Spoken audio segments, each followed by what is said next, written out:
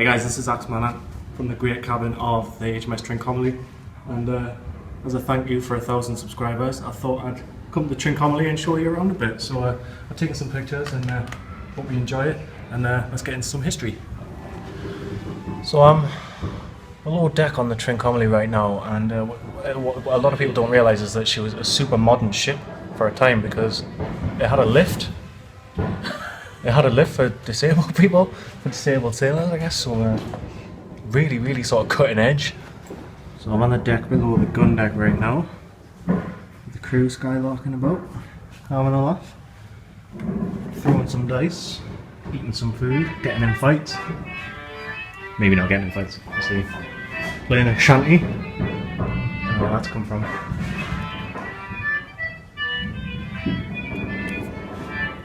If I give you a look around here, we're at the bow of the ship right now. Getting pretty dark. I'm gonna look around. Really dark here, but these are hammocks. And this is the amount. I'll get some pictures so they're better for you, but this is the amount of space the crew would get to sleep in. Packed in. So at the bow of the ship below the gun deck now, and this is the officer's mess. I've just bumped my head there on the deck beam because I'll show you. That's me, how tall I am. I hope that's alright. And this is deck beam, bumping my head. This is where the lieutenants and that would have eaten. Officers, away from the hustle and bustle and common folk of the crew. Once you go over here, what you see, the guy sleeping there, don't wake him up. So we're below the crew deck now, and I've got the light on my phone. I'm using an iPhone 5S, and we're in the magazine now. See some powder monkeys hard at work, and this is where gunpowder would have been kept.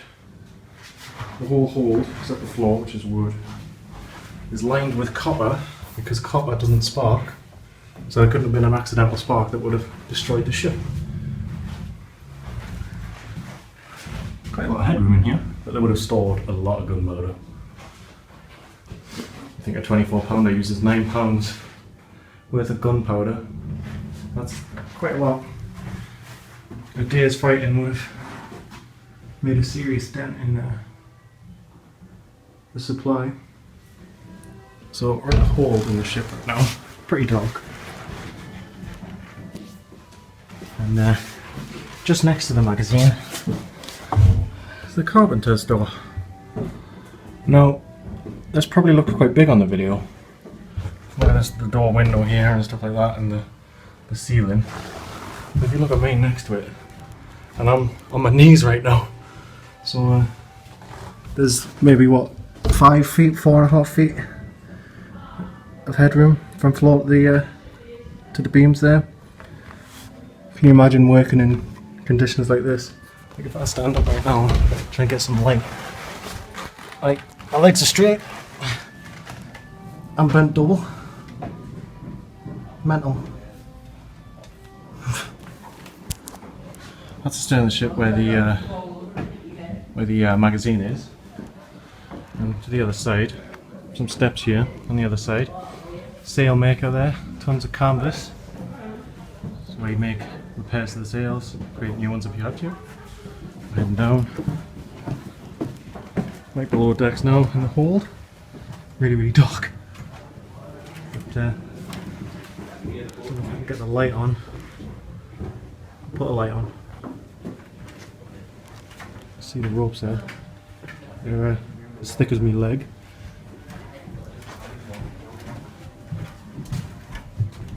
Used for the anchor and hauling in heavy supplies. There's a deck hatch there that would have opened, so they could have brought down barrels.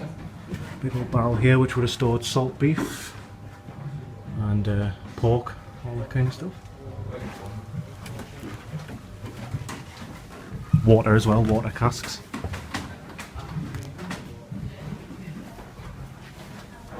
More storage area. Blocks and tackles everywhere. There's kids on the way, so I'm going to run.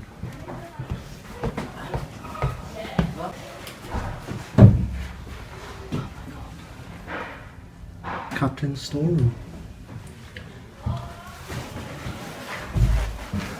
See what this says. At this level you are below the waterline. This is the most dangerous ship for fish to be pulled by an enemy shot. Combat as well. Access around the hull to pull and repair any water to stop water. This is the focus. Surgeon's room. He wouldn't have done operations in here, but it's very small. This is the aft magazine, which is even smaller than the other magazine. Again, copper lined to prevent sparks. Sorry for the light there. There's a bunch of powder charges there. Focus it up. He's tiny down here. And there would have been 12-year-old boys running through the ship, collecting gunpowder from here, taking it to the gun deck and the weather deck, where it would be kept in a safer place, not next to the guns obviously, but then they'd take it from stalls there into each cannon to keep them firing all day if they needed to. And there's the door. I've got to bend over to get through there. I'm standing up next to this door, I don't know if that's working very well. I'm too big to be on a ship. Sat on the crew deck right now. Tables. Interesting bits of information and stuff like that.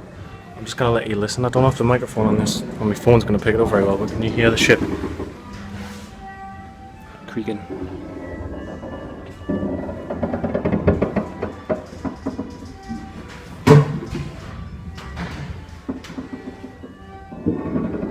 It's loud.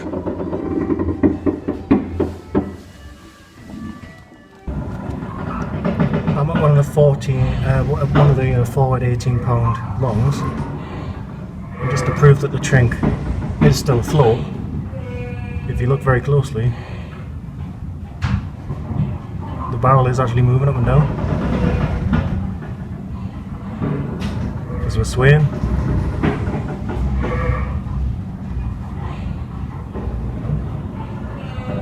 I'm gonna be sick. Not really. It's a pretty windy day. I'm on deck. See the signal flags on one side there. The other ones have come loose. Just useless, flapping in the wind. The signal flags say HMS Trincomalee.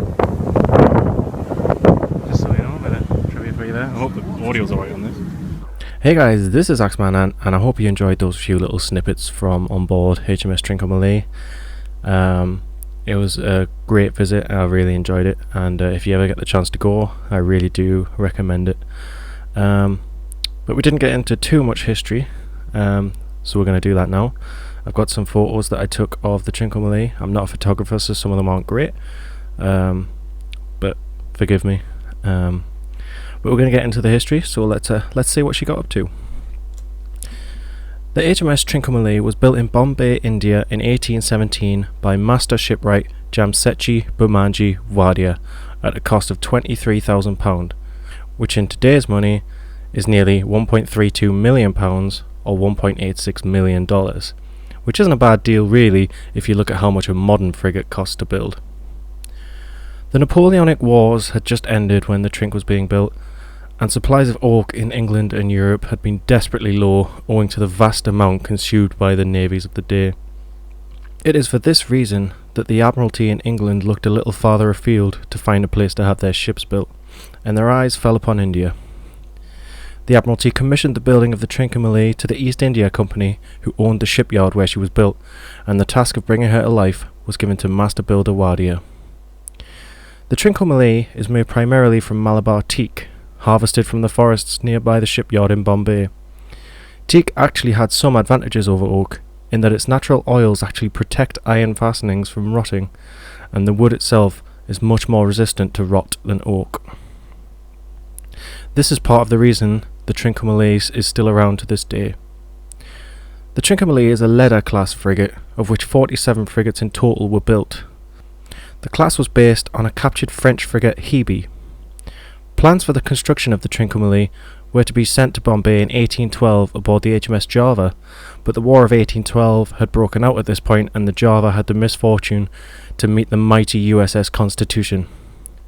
The bigger American frigate far outmatched the smaller Brit and pounded her into submission, so much so that the Java wasn't even worth capturing and taking to port, so she was burned at sea. Upon the loss of the Java, new plans were sent to Bombay aboard HMS Stirling Castle, and construction on the Trink started in 1816 and she was completed in 1817. She was moved to the port of Trincomalee in what was then Ceylon but is now modern Sri Lanka. It is likely the ship was named after the Battle of Trincomalee, which happened outside the port in 1782. It was here where she received her masts and rigging, scratch-armed, meaning she was only given a fraction of her armament, for the voyage to England under the escort from HMS Fowey. The voyage was long and slow, and it wasn't until 1819 that she arrived in England. By this time, there was little need for another heavy frigate, as the Napoleonic Wars had ended 4 years previously, and she was laid up in ordinary, meaning her masts were removed and she was covered over, not to be commissioned into service again until 1847, 28 years later. Before serving again, she was refitted to be classed as a gun-deck corvette. Originally designed to be a 46-gun heavy frigate, she ended up only carrying 26 guns, though 18 of these were 32-pounders, which actually gave her a greater weight of shot. Command of the Trincomalee was given to Captain Richard Warren, and she was sent to North America and the West Indies. Here she sailed between Venezuela and Newfoundland. Her duties while on the station were to promote British interest in the area, participate in upholding the slavery ban, hunting down slavers and freeing slaves. She was also to protect fisheries at Newfoundland, protecting local fishermen and dealing with any French smugglers. She served on the North American station until 1850 before sailing back home to England. After arriving back in England, she was refitted and modernised, being fitted with 10 32-pounder cannons, 10 8-inch shell guns and 1 10-inch shell gun, which was the Navy's largest piece of ordnance at the time. She was commissioned for the Pacific Fleet in 1852 under command of Captain Wallace Houston, and she left Plymouth on the 21st of August. This last commission saw her sail 110,000 miles between Valparaiso, Chile to Port Clarence in Alaska, from Tahiti to the Kamchatka Peninsula, often visiting the Sandwich Islands, now known as the Hawaiian Islands. She spent 5 years on this station in the Pacific, during which time the Crimean War both started and ended. The Trincomalee, however, was only involved in one expedition to Petropavlovsk, and the majority of her contact with the Russians was amicable.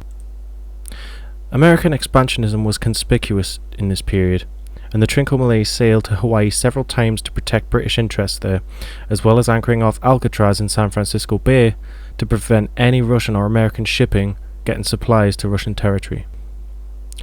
The Trincomalee arrived back home in England at the end of her second commission on the 3rd of September 1857, where she was again laid up in ordinary.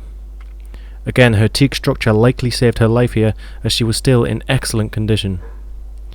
This was important because it was by this time that it had been decided that pure sailing ships were no longer viable frontline fighting vessels. Had the Trincomalee been in anything but stellar condition, this would have been her end, being sold out of service and demolished. However, in 1860 the decision was made to turn her into a training ship for the recently formed Royal Navy Reserve. She was initially supposed to be based in Sunderland and was fitted with 32-pounder cannons and 8-inch shell guns to train the Navy reservists.